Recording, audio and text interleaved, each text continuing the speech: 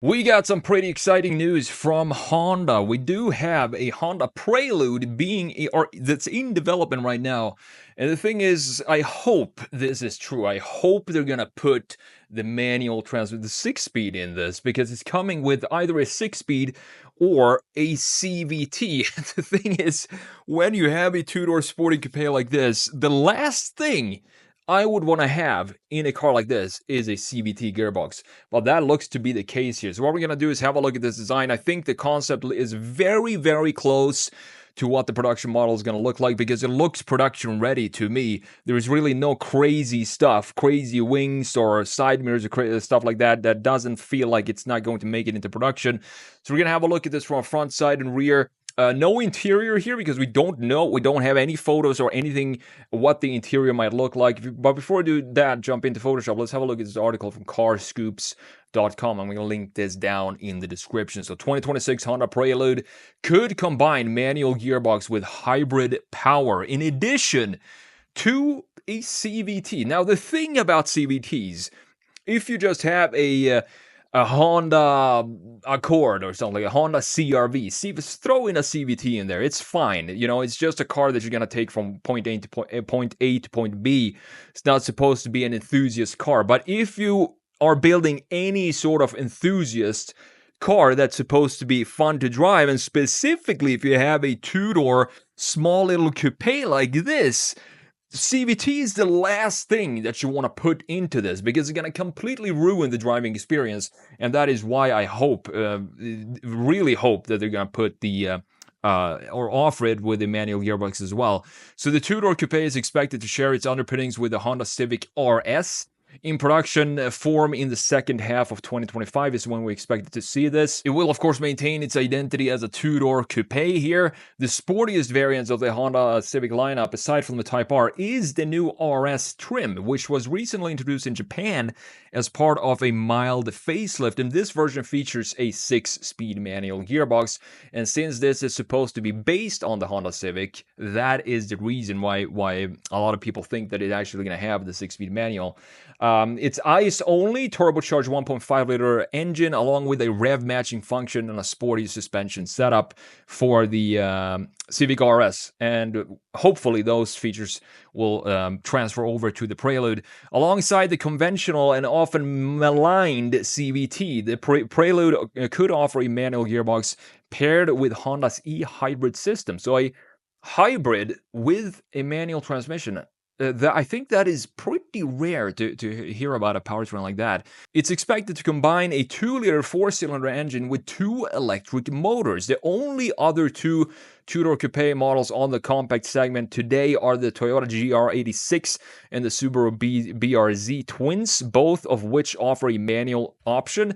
And that is another reason why if you want to stay competitive, you definitely want to offer a manual transmission here. Then you also have the more upscale BMW 2 Series Coupe. Additionally, there is talks of a potential Toyota Celica revival. So official confirmation have come in for markets like Japan and Europe, where the Prelude is going to be sold, with the US also looking likely, especially since Honda showcased this concept that we're going to have a look at the 2023 Los Angeles Auto Show. It would be very strange if Honda decided to, unveil the brand new concept on the LA Auto Show and then not sell it here in the United States. So that would not make sense at all.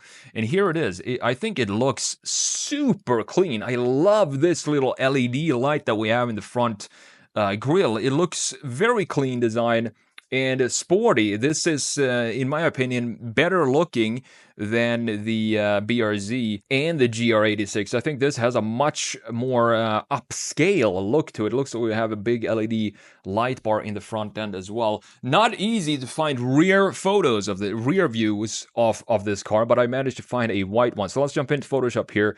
Have a look at this design. So the reason why I think this looks cleaner than the GR86 and the BRZ is if you look at the graphic. First of all, the graphics are super clean. There is nothing crazy going on here. I'm a little bit confused because if we go back to this area right here where I showed you the light bar in the front end. Let's see if we can find it right here. This, you can clearly see that it has some sort of LED here in the front end.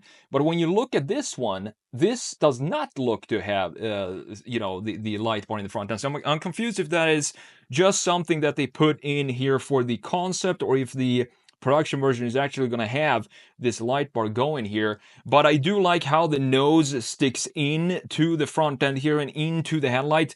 This looks a lot like Toyota's recent styling for the Prius, for example, Toyota's new design language, where you have this fin of the body sticking in to the headlight there, pretty much like Ferrari's done with the SF90 as well. Now, further down low here, everything is so clean. We have a proper bumper here, thankfully. No crazy bumper headlights here or anything like that. Very traditional layout of the graphics. A lower intake in the lower section here. And we also have this LED right here, which I'm a huge fan of, because it just adds a little bit of futuristic feel to this design to have a bright LED right there in the middle. You do have some black graphics in the lower section going all around the car, coming back here in the side as well with this carved out portion here, creating a little bit of a side skirt down here, looking sporty and beautiful. The hood design as well, going down from the A-pillar into this line here, fades right before it meets the headlight, but then coming back in a stronger line here, which then creates this area that we talked about, this piece that sticks in to the front end of the car. Beautifully done by Honda. It reminds me also, this lower section here reminds me of the Mazda 3 Turbo, this section down here, which is not a bad thing at all, because I think that is one of the best looking hatchbacks on the market right now. Now, looking at the side view here, this is not a very flattering side view for the Prelude, because you can see this has more of a fisheye lens to it, so it looks very bubbly, I would say. The front end looks way too heavy, but this is obviously thanks to the lens that we used to take this photo. But overall, the design here for the side view looks traditional, two-door sports car to me. It's super clean. Love the wheel design, even though personally I would not want to have these wheels be in black. I would want to have them, I think, red, and just some more gunmetal look for the wheels would look fantastic. Like the red calipers that we have in the front end. And as you can see, if you look at this design, there's really nothing in this design that screams concept car to me. This looks almost 100% production ready. I don't see any details whatsoever, not even a door handle here looks to be conceptual. Everything looks to be just ready to go put on the production line right now, as this one looks. I like this line at the lower section here. This has a similar line here like we have in the Nissan Z, for example, where it goes from a tight area here into a more wider, so it goes upwards instead of what we normally see is a line that goes something like this, goes upwards in this area. This goes in the opposite direction. I think that's pretty cool. We also have this line up here, the shoulder line that cuts through the top half of the front axle right here, and then goes in underneath the greenhouse here. So overall, it's a very beautiful looking design. Now the rear end, same thing here, looks super crisp. I do think we have the same sort of LED like we have here in the front end. We do have that down here in the rear as well. So that is coming back around the car. And in addition to that, this black graphic, I think, honestly, if I were to pick a color here between the red and the white, I think I prefer the white one. And that the white would definitely look fantastic with bronze wheels onto it.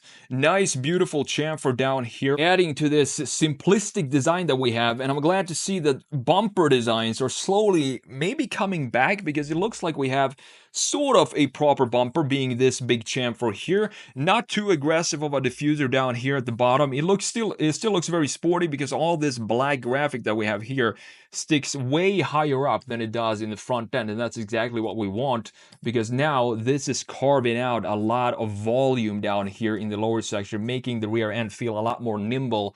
And in addition to that, we have of course, we need to slap a light bar on the Prelude, since it's a huge trend still right now. We have the new Honda logo here in the middle, Prelude here with the old font, from the original Prelude. I love to see that. The wing is pretty interesting as well because it's in black, as you can see up here. It has two sort of slots in it. So it dips down in the middle, then goes back up here, but it's hollow right here in these areas. And I do think this is probably a pretty functional little lip spoiler in the rear end there. So overall, I do think this is a very, very cool design. As I said, I think it's among the three, this is by far the best looking design in my opinion. It just feels like a much more expensive car than the GR86 and the BRZ because of the simplicity in the design, and also the graphics looks fantastic. It has a lot of Toyota in it though. I can't help but seeing Toyota in the front end design here. Not sure if that's a bad or a good thing, but overall the proportions is there. The only thing that Honda needs to do right now is to just, I mean, if you want to have a CVT in here, I guess people are still gonna buy it that are not really, you know, a sport, that not really looking for sporty characteristics of a car like this, but that would not make sense at the same time because it is a two-door coupe. So they sort of need to put a manual option for the Prelude in order for it to be a proper sports car, because I personally have never driven a sporty car that has a CVT gearbox. It just doesn't. It just doesn't work. But overall, I'm looking forward to see this, and probably, as I said, this is probably what the production version is going to look like.